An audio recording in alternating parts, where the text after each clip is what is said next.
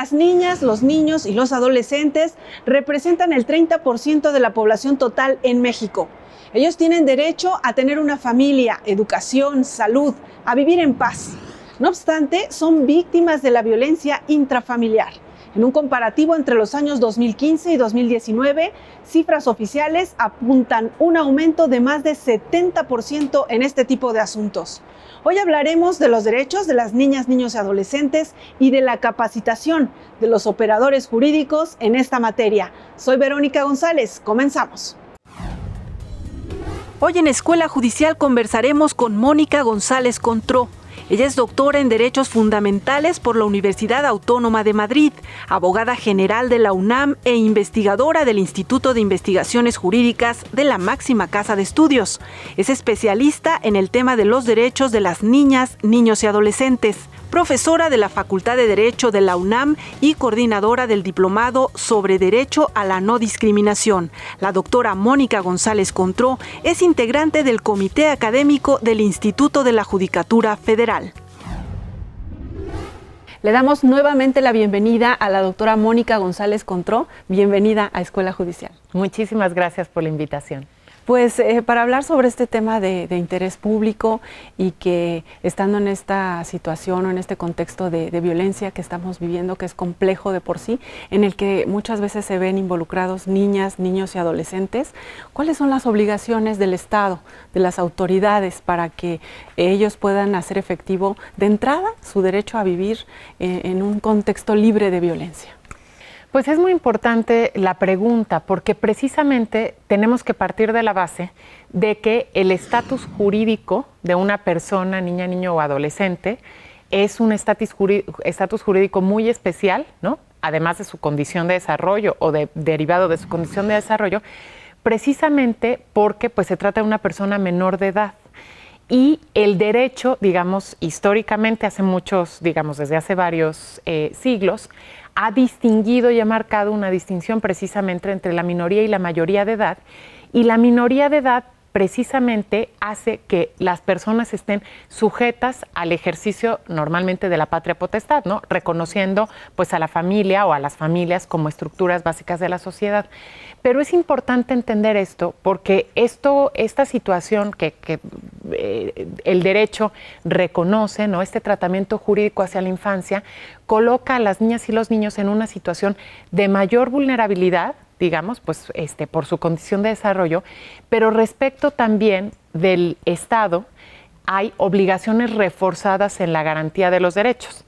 Vamos a poner, digamos, como ejemplos más cotidianos. Normalmente las personas mayores de edad tenemos el ejercicio de nuestra autonomía y para cualquier, digamos, situación jurídica, pues se requiere el consentimiento. En el caso de las niñas y los niños no, porque están precisamente sujetos y tienen limitado el ejercicio de sus derechos precisamente por ser menores de edad, ¿no? Por ejemplo, la libertad de tránsito pues está sujeta al ejercicio de la patria potestad, el derecho a la información, entendemos que hay una censura previa por parte de las autoridades para que haya contenidos adecuados. Y entonces esto obliga a que el Estado tenga obligaciones reforzadas en la garantía de los derechos. Y, por ejemplo, el derecho a la alimentación no puede entenderse de la misma manera en una persona adulta que en una persona que es menor de edad. Entonces, hay que entender precisamente esta situación y que cuando la familia o las familias como estructura o los cuidadores, ¿no? Para no encasillarnos, ¿no? No estamos haciendo referencia a una estructura tradicional, no cumplen con esta función de garantizar los derechos, el Estado tiene que intervenir inmediatamente, aún sin el consentimiento de la misma familia o de la misma persona, ¿no? Entonces, hay una presencia mucho más fuerte del Estado y hay obligaciones reforzadas. Y así, por ejemplo, lo ha reconocido la Corte Interamericana de Derechos Humanos en diversas sentencias en donde están involucrados derechos de niñas, niños y adolescentes. En este caso, ¿la autoridad sería el DIF? Es la autoridad en general, ¿no? ¿Qué pasa en México y por qué siempre nos referimos al DIF, ¿no? Hasta antes de, pues hace 5 años, ¿no? Hasta hace poco tiempo, realmente no había un órgano garante de los derechos de niñas, niños y adolescentes, que como pues hemos dicho, requieren de una atención muy especial y de una garantía muy especial, ¿no? Pese a que México desde 1990 ratificó la Convención sobre los Derechos del Niño, que obliga precisamente a hacerse cargo y a garantizar estos derechos. Y entonces hace 5 años se creó, con la aprobación de la Ley General de Derechos de Niñas, Niños y Adolescentes, se crean 2 instancias muy importantes. Una es el Sistema Integral de Protección de Derechos de Niñas, Niños y Adolescentes a nivel federal, a nivel estatal y a nivel municipal, y otras son las Procuradurías de Protección. Hasta antes, digamos, de la creación, del nacimiento de estos sistemas, de estos órganos, de estas nuevas entidades públicas, correspondía al DIF, pero de una manera completamente inadecuada, que reflejaba además una visión inadecuada de los derechos, básicamente como niñas y niños no titulares de derechos. Porque el DIF tiene el mandato de coordinar la asistencia social, ¿no? Y la asistencia social no involucra evidentemente solamente a niñas y niños. Y asumió, digamos, como una idea de que los niños son estas integrantes casi propiedad de las familias, este mandato, pues, de garantizar los derechos. Es lo que ha generado finalmente muchísimos conflictos. Es lo que ha generado muchos conflictos porque además tiene de raíz una visión muy equivocada de la infancia. Es de la infancia como sujeta de asistencia social, no como titular de derechos. El DIF tiene su función como finalmente, pues, la autoridad coordinadora de la asistencia cuando pues una niña o un niño requiere de esta asistencia, es decir, cuando sus derechos ya han sido vulnerados y requiere de la presencia de una institución del Estado. Pero esta, digamos, articulación de política corresponde al Sistema Integral de Protección, que desafortunadamente además cada vez pues ha tenido una presencia menos relevante, ¿no? Se le ha dado menos visibilidad. Siempre ha tenido nulo presupuesto, o sea, nació sin un presupuesto realmente significativo, ¿no?, para la articulación de las políticas, y las Procuradurías de Protección realmente surgieron con este mandato de ejercer la representación se le llama a la ley en coadyuvancia o en suplencia, cuando precisamente las familias están en esta situación, pero además de manera oficiosa, ni siquiera tienen que esperar a una denuncia, es cuando lo detectan o cuando reciben una denuncia de algún familiar, por ejemplo. Exactamente. Ellos tienen que actuar de inmediato. Tienen que actuar de inmediato asumiendo esa representación, partiendo de la base de que hay dudas, ¿no?, sin prejuzgar, en que puede haber una adecuada representación por quienes tienen la representación, digamos, legal por Ministerio de Ley, que son quienes ejercen la patria potestad. Vamos a hacer una pausa, doctora, y de este bloque podemos tener presente o concluir esta parte de los niños, las niñas y los adolescentes, verlos como titulares de derechos. Vamos a la pausa y regresamos, estamos en Escuela Judicial.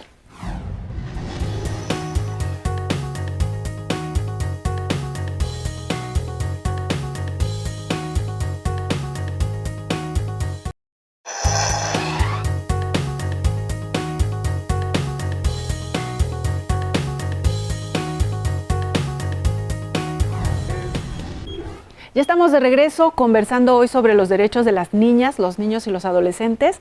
Doctora Mónica González Contró, ellos a veces se ven involucrados en la comisión de delitos, ya sea como víctimas o los adolescentes también en alguna conducta ilícita. En esos casos, los medios de comunicación, ¿cuál es su responsabilidad al informar para no vulnerar sus derechos? ¿Cómo deberíamos informar y no revictimizar a los niños? Pues es muy importante esta reflexión porque precisamente era un vacío legal que no estaba contemplado hasta la aprobación de la Ley General de Protección de Derechos de Niñas, Niños y Adolescentes. Esta ley precisamente reconoce el derecho a la intimidad de niñas, niños y adolescentes, y dentro de este derecho a la intimidad establece ciertas obligaciones, bueno, ciertos derechos para los niños y las niñas y ciertas obligaciones para los medios de comunicación. Entre otras es, pues, recabar el consentimiento de la misma niña o niño o adolescente de quienes ejercen la patria potestad o la custodia para la difusión de imágenes, y prohíbe difundir imágenes precisamente que revictimicen o que dañen, pues, la honra, la intimidad, etcétera, de las niñas, niños o adolescentes involucrados en la comisión de cualquier delito, ya sea como víctimas, pero también pues puede ser como quienes cometieron esa conducta. Entonces hay también un régimen de protección especial. A veces, ¿no?, nos encontramos con algunas situaciones que pues quizá difuminan la cara, que ya constituye un gran avance, porque esto no pasaba hace no tanto tiempo, en donde pues abiertamente se mostraban incluso los rostros de las niñas o niños que estaban involucrados en este tipo de situaciones, pero pues si se difumina el rostro, pero se dan todo tipo de datos que hacen identificable a la persona, entonces pues no sirve absolutamente nada y se le revictimiza, porque además hay una situación pues de la cual parte precisamente esta protección especial, y es que pues hay una capacidad, digamos, más limitada que en el caso de las personas adultas de comprender las consecuencias que tiene la exhibición en los medios públicos, ¿no? Y entonces por eso tiene que tener esta protección especial, y en caso, bueno, pues de que sea benéfico para la niña o niño, que puede ocurrir también, ¿no? Pues si es motivo de una distinción, si gana un premio, pues que sí pueda hacerse esta difusión. Y todo esto se complica ahora con el uso de las redes sociales, porque ya no solamente son los medios de comunicación, sino los propios ciudadanos quienes comparten estos datos y revictimizan o causan este daño a los derechos de los menores. Efectivamente, y ahí también tenemos pues un gran vacío legal, ¿no? No solamente en el caso de los derechos de niñas y niños, sino en general pues sobre la responsabilidad en las redes sociales.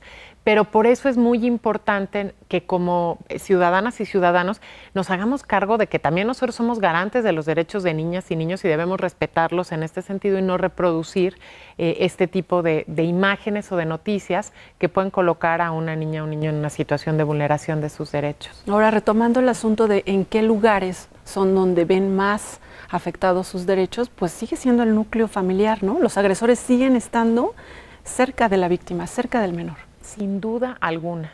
Y esto es algo pues que implica, sí, desde luego la protección de la ley, y esto es muy importante, pero también una transformación social, porque pese a que, bueno, el Comité de los Derechos del Niño, que es el órgano de Naciones Unidas que se encarga de velar por el cumplimiento de la Convención sobre los Derechos del Niño, en reiteradas ocasiones le ha dicho al Estado mexicano, al presentar sus informes, que tiene que prohibir el derecho de corrección y prohibir abiertamente el maltrato infantil y el castigo corporal, algo tan básico, porque hay muchos estados de la República que en materia familiar no tienen esta prohibición explícita.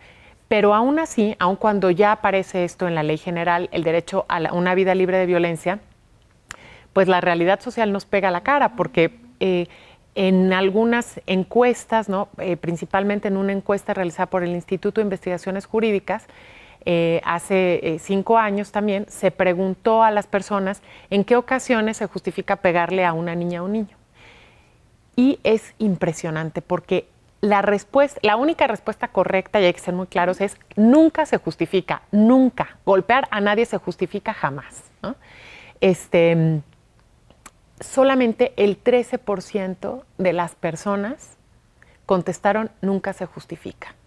Y esto quiere decir, ¿no?, que el restante casi 90% encontró alguna razón en la cual se justifica golpear a un niño, desde cuando es necesario para educarlo, cuando pone en peligro su vida, cuando se porta mal, hasta una aberración, ¿no?, cuando el papá o la mamá está enojado, ¿no? Entonces, estas percepciones sociales, precisamente por este estatus jurídico, esta situación específica en que el derecho pone a los niños bajo el cuidado de los padres, ¿no?, o tutores, pues hace que los niños estén en una situación de muchísima vulnerabilidad, porque precisamente, ¿no?, claro, estas personas que justifican una práctica tan clara como es el castigo corporal, pues son quienes están también a cargo de las niñas y los niños, y esto lo vemos todos los días y no nos parece además tampoco muy grave ni muy delicado. Es algo normal. Es algo, ¿no?, normal, está muy naturalizado. En toda tu experiencia, porque sabemos que tienes muchísimos estudios en la materia, doctora, como investigadora del Instituto de Investigaciones Jurídicas de la UNAM,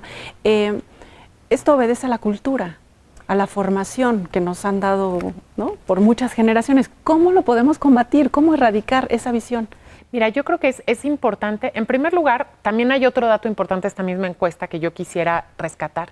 Hay una pregunta que se les hace a las personas en donde se les cuestiona, ¿usted cree que los niños deben ser, ¿no?, y entonces pone una opción es, deben tener, los derechos que les da la ley. Solamente el 65% de las personas contestan eso.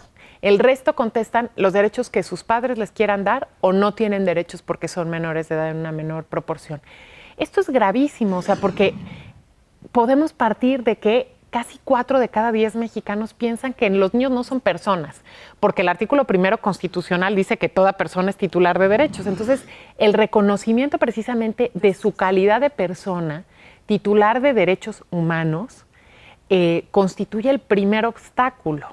Entonces, creo que esto pues es importante entenderlo y entender también que los tratados internacionales y la misma Constitución establece obligaciones para el Estado mexicano en su conjunto para revertir esto. Es decir, no podemos no pensar que esto va a cambiar por sí solo con el transcurso del tiempo, pues a lo mejor dentro de 300 años. Sí, pero las niñas y los niños están viendo vulnerados sus derechos ahora, hoy. Todos los días. Todos los días, ¿no? Y es por eso también que tenemos esta normalización de ver, por ejemplo, que se está violentando a un niño y no abstenernos de intervenir, que ver, por ejemplo, que un niño, pues, ¿no? Incluso puede estar llorando con una persona. O que lo llevan de la mano, uno se queja o le quiere decir algo y la señora dice, soy su mamá, ¿no? Doctora, vamos a hacer una pausa y regresamos con más comentarios sobre este tema. Estamos en Escuela Judicial, regresamos.